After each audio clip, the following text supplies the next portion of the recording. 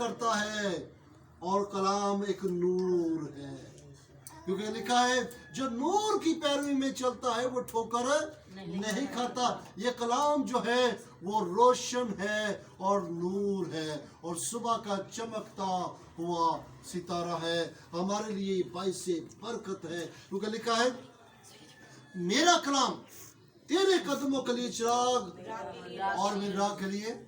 اور روشنی ہے، یعنی روشنی عطا کرتا ہے، آپ کو روشن کرتا ہے۔ اور جس کے اندر خدا کا کلام داخل ہو جاتا ہے، جس کے اندر خدا کا کلام آ جاتا ہے، وہ انسان روشن ہو جاتا ہے، اس کے اندر سے بدی چلی جاتی ہے، گناہ چلا جاتا ہے، تکبر چلا جاتا ہے، حسد چلا جاتا ہے، گھمنڈ چلا جاتا ہے، لالچ چلا جاتا ہے اور شیطان اس کی زندگی سے خارج ہو جاتا ہے، کیونکہ شیطان جو ہے اسے ایک سزا ملی ہے اور وہ خود اندھیرے کی پیروی کرتا ہے اور اندھیرے میں رہتا ہے، اور جو اس کی پیروی کرتا ہے وہ بھی اندھیرے میں رہتا ہے، مگر جو نور کی، جو خداوند یسوع مسیح کی پیروی کرتا ہے وہ روشن رہے گا اور سدا چمکتا دھمکتا رہے گا اور خداوند کے نام کو جلال دیتا رہے گا۔ اسی طرح اس نے کہا مجھے نظر آئے گا، یہ کہ دور سے، نزدیک سے نہیں، کیونکہ ابھی بہت سا لمبا عرصہ تھا ان کے آنے میں۔ یعقوب میں پہلے سے لکھ دیا گیا، موسیٰ کو خداوند نے لکھوا دیا گیا کہ وہ یعقوب کی نسل میں سے نکلے گا، اور یعقوب کی نسل جو ہے اس کی نسل سے داؤد پیدا ہوا، اور داؤد کی نسل سے جو تھا وہ یوسف پیدا ہوا، اور یوسف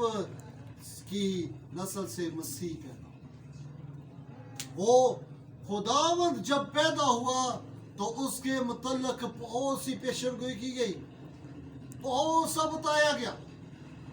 ہم دیکھتے ہیں کلام مقدس میں سے، کیونکہ ہماری کلام مقدس رہنمائی کرتا ہے، ہمیں گائیڈ کرتا ہے۔ متی کی انجیل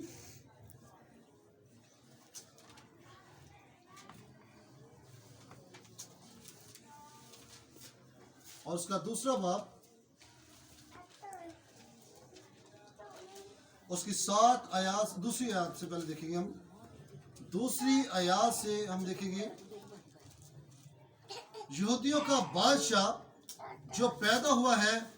وہ کہاں ہے۔ مجوسی جب ہیرودیس بادشاہ کے پاس پہنچے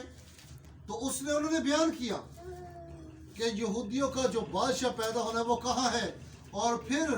آگے وہ بیان کرتے ہیں کیونکہ پورم میں اس کا ستارہ دیکھ کر